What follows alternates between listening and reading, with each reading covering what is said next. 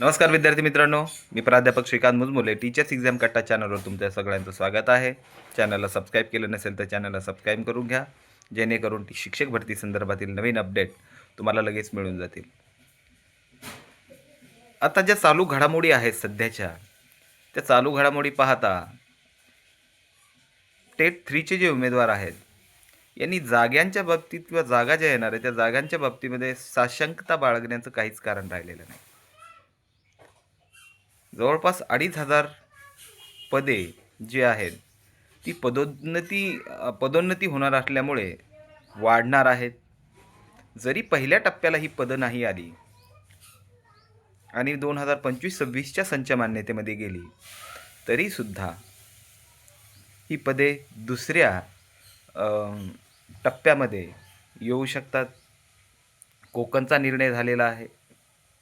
त्या बाबतीत पेसा, आश्रमशाळा यांचेही निर्णय झालेले आहेत. जी आरमध्ये जसे उल्लेख केलेले आहेत त्या दृष्टिकोनाने प्रयत्न चालू आहेत म्हणजे त्या दृष्टिकोनातून कारवाई चालू आहे.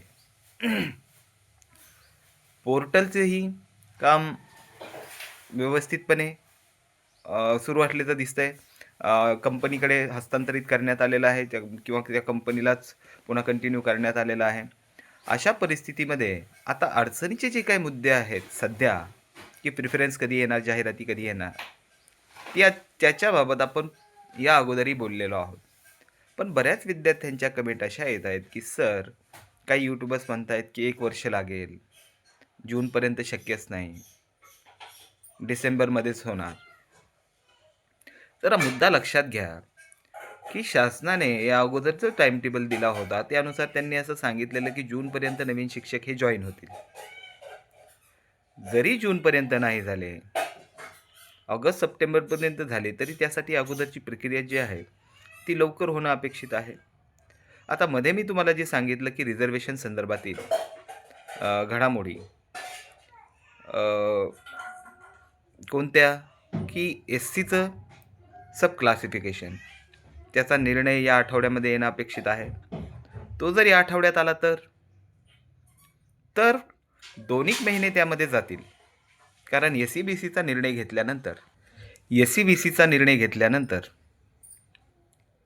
आणि EWSचाही निर्णय घेतल्यानंतर त्यासाठी बहुतेक परीक्षांचे रिझल्ट्स हे EWS किंवा SCBC यांच्या नवीन रिझर्वेशननुसार थांबवण्यात आले होते आणि मग ते लागू करून परत ते रिझल्ट लावण्यात आले. हा एक विषय झाला.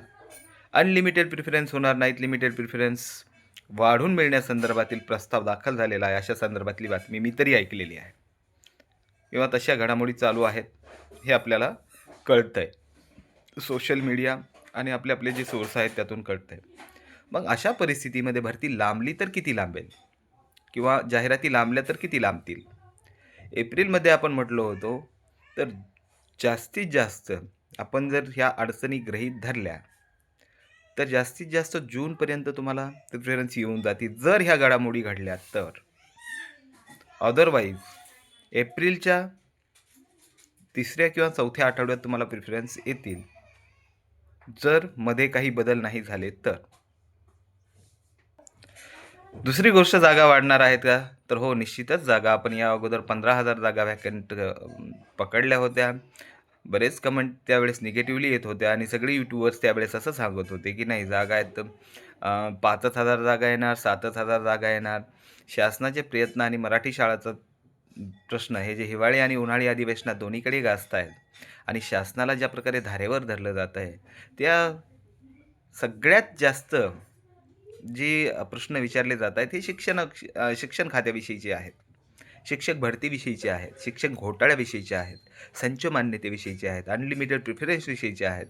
अशा परिस्थितीमध्ये शासन स्वतःची इमेज की शासन शिक्षण संपवू पाहत आहे अशी बनवू देईल का? नाही. त्यामुळे जागा चांगल्या येणार आहेत. माननीय मुख्यमंत्री हे त्या दृष्टिकोनातून सकारात्मकच निर्णय घेतील. माननीय शिक्षण मंत्री दादासाहेब भुसेही त्या दृष्टिकोनातून सकारात्मक आहेत की जास्तीत जास्त व्हॅकन्सी पवित्र पोर्टलला याव्यात. त्यामुळे बिंदास्त राहा. चॅनलला सबस्क्राईब केलं नसेल तर करून घ्या. धन्यवाद.